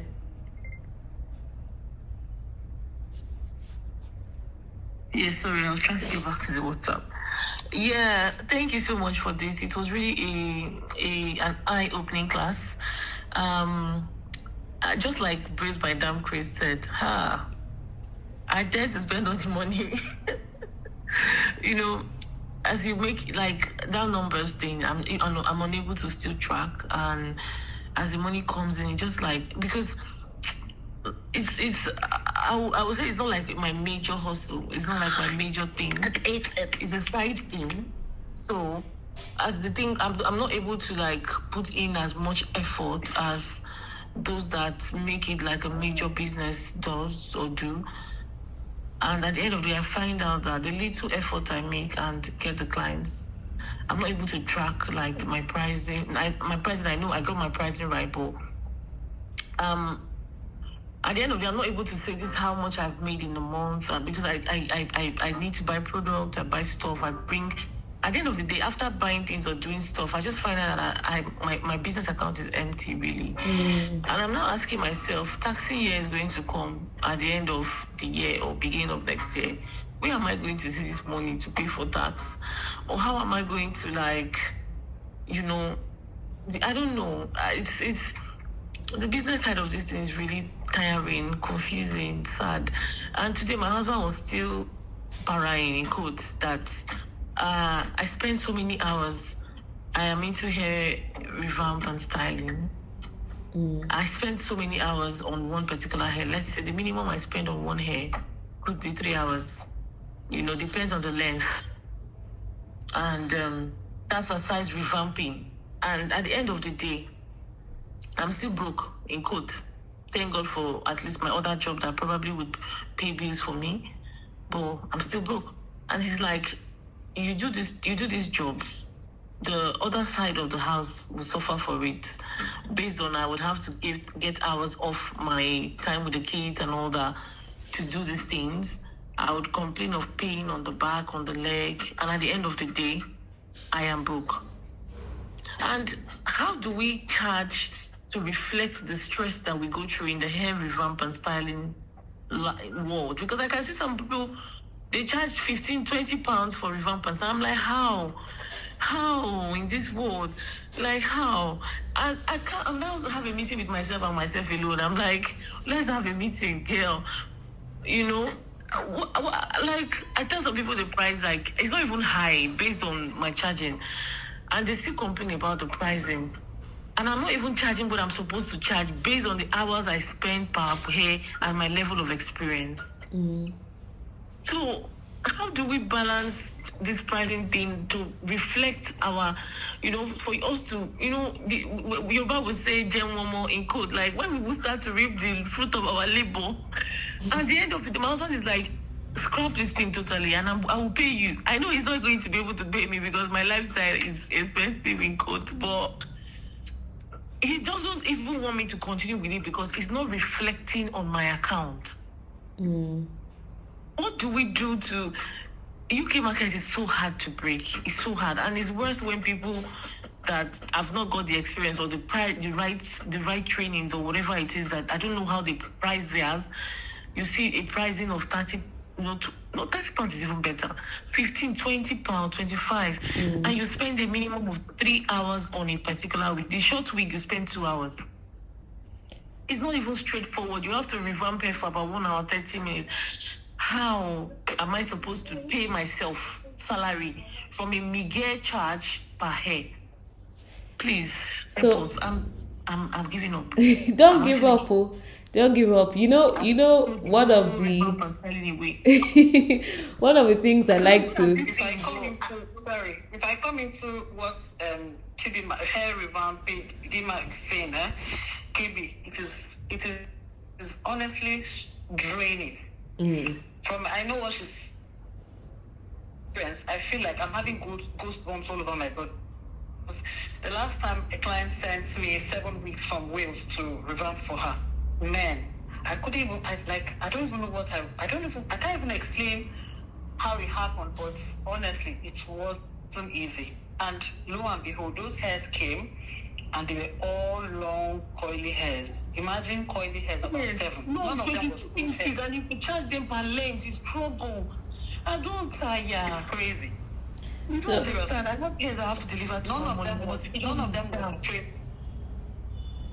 of them was straight hair. All of them were coily. bouncy And like hair. she's saying, how do we break? How do we break in? Okay, now if you're saying you're going to be revamping your hair for 40 pounds, 30 pounds per hair, okay, imagine. Then you will now come and be asking the client, what's the length of the hair? Do you understand? How do you want us to start? Imagine. We're meant to be charging per length, actually, but we're not charging per length because Per length, from 20 inches upwards, we're meant to add an extra charge.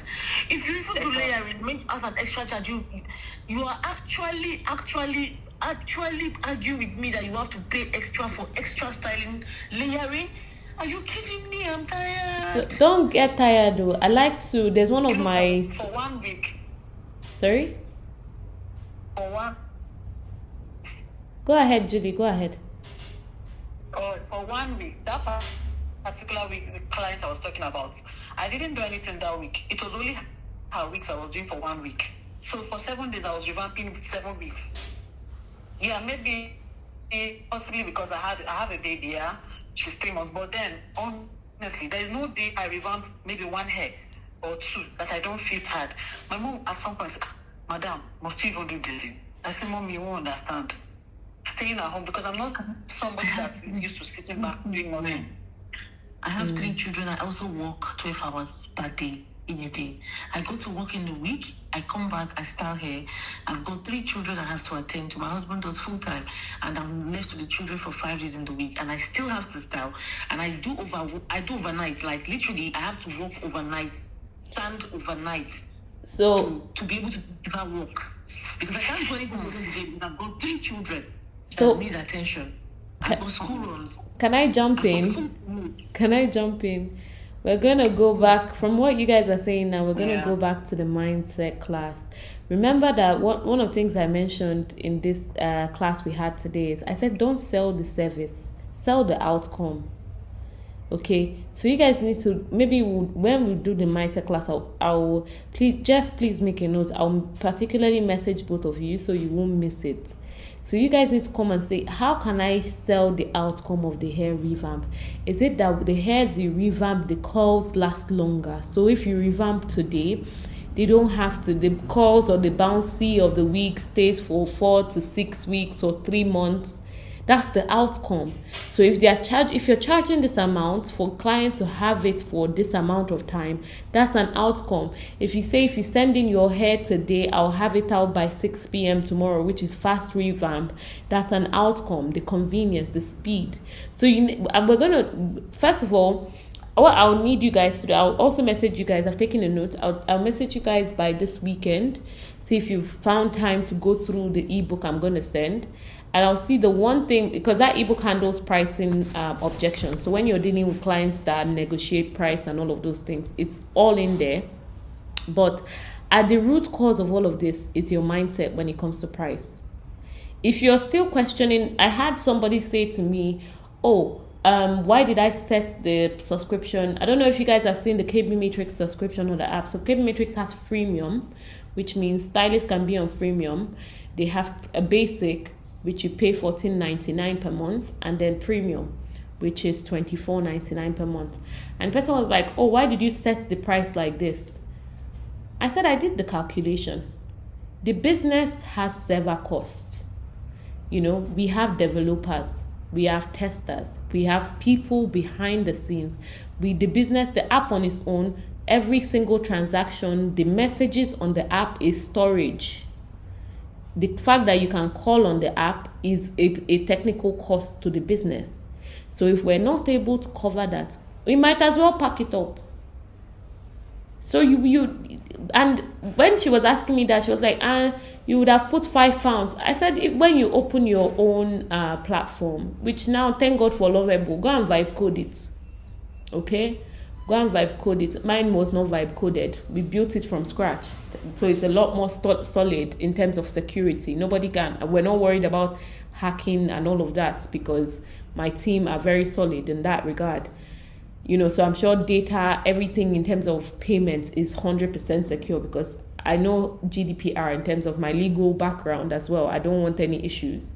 So she was not saying, £5. I said, but if you go and vibe code it with Lovable, what about that? You pay 20-something pounds in credit. If you vibe code it, then charge whatever. If you want to give all of us for free, give all of us for free. I did not negotiate my prices. Remember that I didn't start telling her, the reason why basic is... I'm now telling you guys, because you guys, I'm having the conversation with you guys that, okay, this is actually what it costs to run a tech company. But she didn't need to know that information, so I didn't need to defend myself. If what is going to cost you hourly... Remember I said in the beginning, which we handled in the first part of this class, the 3 pillars. Yeah? You have your product, you have your business overhead, and you have your labor cost. From what I'm hearing, you guys have not actually done your labor cost calculations. It's not too late. I like to quote Tony Robbins, one of my online mentors. I've never met him in person, but I believe I will one of these days. He likes to say, whenever you feel like you're at rock bottom, which is you're tired of everything, nothing is working, you cannot go lower than this again. The only way to go is up. Okay? And that's the mindset shift you need to have. I'm going to figure this out no matter what. We'll figure it out. So if you need to sit down, if you need to find 2 hours of your time and calculate how much it's going to cost you for this, you calculate it. There's a lot more that will come in terms of customer acquisition. If you pay for marketing, for those that do sponsored ads, you do sponsored ads, you bring in 3 clients, they pay you £95. By the time you check your profit, maybe each client that you spent, Facebook charged you £5-6. I don't know how much it costs now, but I know the algorithm is a nightmare now. And your profit, after you've paid yourself and all of that, your profit left in the business is £10. Are you saying that if you paid £4-5 for that client, basically what you have left from that client in terms of profit is £5? But people don't think about numbers. So they think, I paid £5 and then the person paid me £95. But the person did not pay you £95. Your business is going to eat £90 or £85 of that money. So you really need to pay attention to the numbers. If not, you stay stagnant and you can't, at the end of the month, you can't really tally. Okay, it's one thing that the business is still growing, you're growing your clientele, you're still figuring things out. That's absolutely fine. Everything has a journey. Okay, but that you're just staying stagnant this year, next 2 years.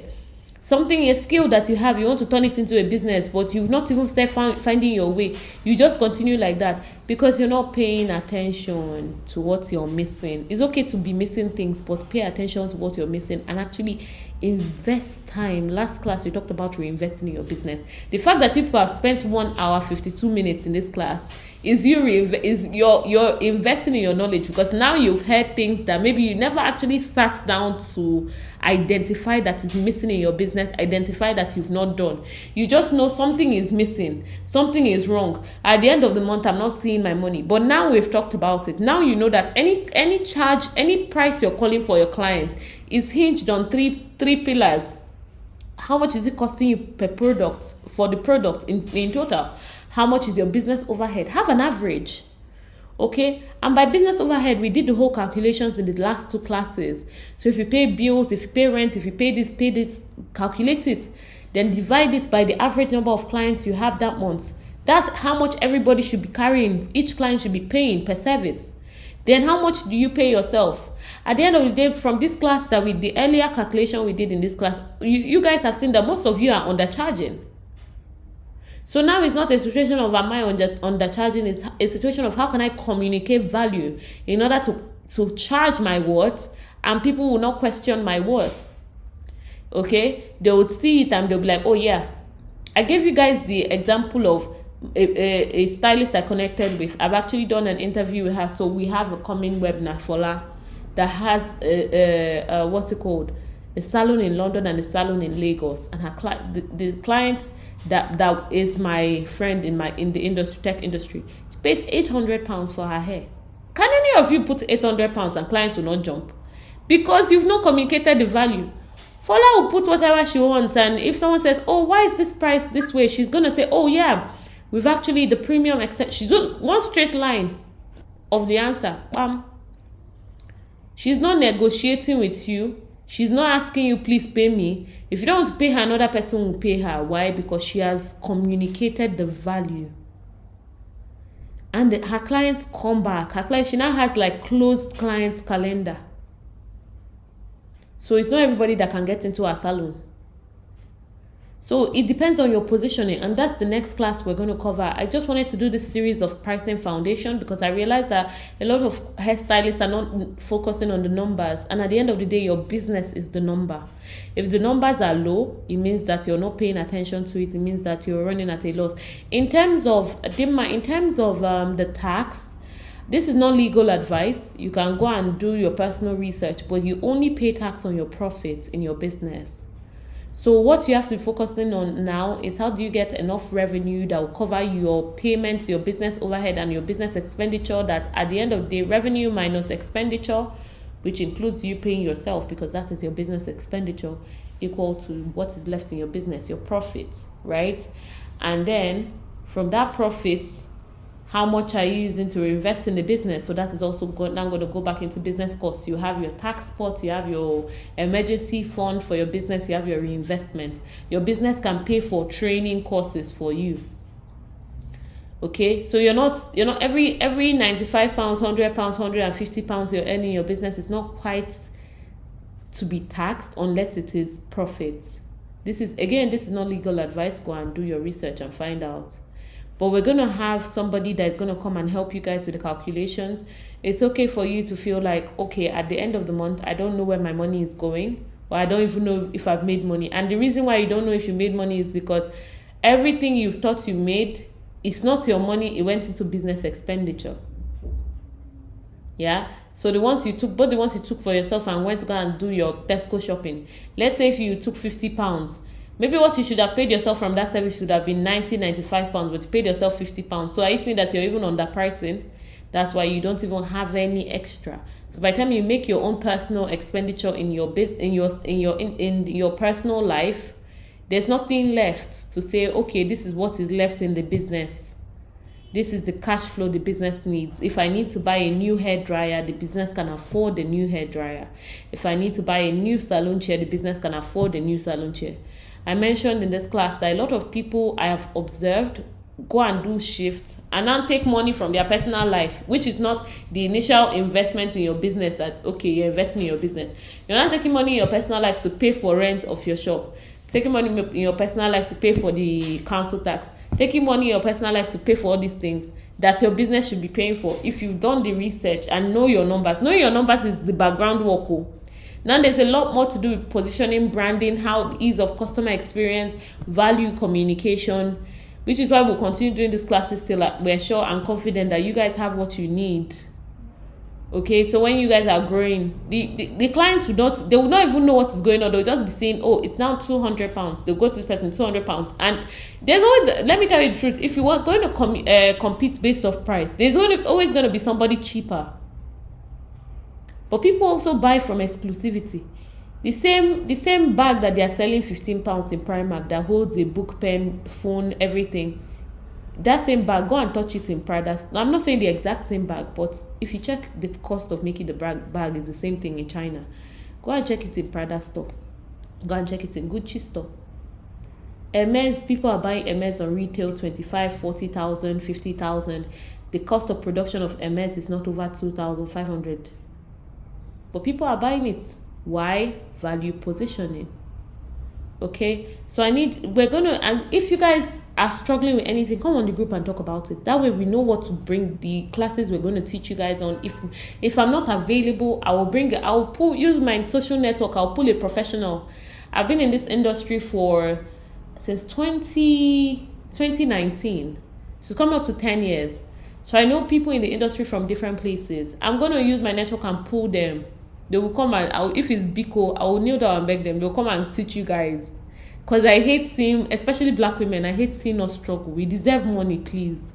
We deserve wealth. It's in our bloodline. It's supposed to be in our bloodline. We can't keep going around in circles. So I'm going to wrap it up now. It's coming to 8, which means we have been in this class for near 2 hours. If you have any more comments, please just leave it on the group and we'll pick up the conversations from there, okay? So have a good evening, everybody. This class is recorded. So between now and next week, we will share the recording. But Jess is also going to share the recording of the last class, which is the second class on the pricing foundation. If you've not watched it and you're worried about calculation, understanding what is actually costing money in your business, make sure you click that link and watch it. At some point, we're going to take down the class. This is you having access to it. At some point when we feel like you've gotten the value, we'll remove it from public access, because this is actually valuable knowledge that people pay money for. But I'm saying you guys need to learn these things. It's not particular. If I say let me chop the knowledge, I'm not going to chop and belly food. That's the truth. I'm not going to hold on to knowledge for only myself. But seeing you guys strive will give me more fulfillment in what I'm doing in my business, and even in your businesses. Seeing you guys strive. There are a few stylists on this group that I've said to myself, I'm definitely going to do surprise visits for in the next coming months, hopefully because I've been in a cocoon working. Tech is not a child's play, so I've been going through a lot. By God's grace, I'm not going through a lot, but yeah, I'll be visiting some of you by the end of this year or beginning of next year. So I really look forward to meeting some. I know one of the people I said I'm definitely visiting is Anel. I absolutely love her service, and I love her. She gives this chic vibe in terms of her services. So that's one of the values that has stuck in my head. So I will definitely communicate the timelines and I'll visit some of you, and hopefully after these classes I will see the impact it has on your businesses. Have a good evening, everybody. Thank you so much for your time. I've eaten 2 hours of your time this evening, but I hope you learned a lot. Thank you.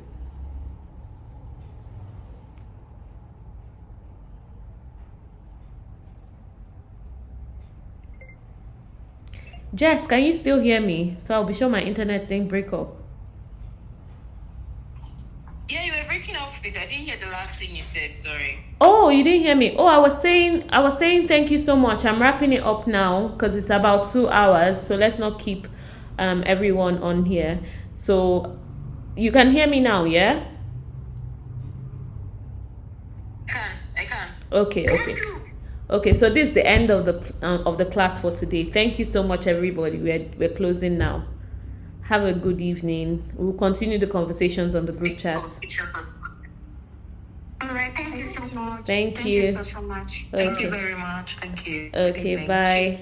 All right. Thanks. Bye.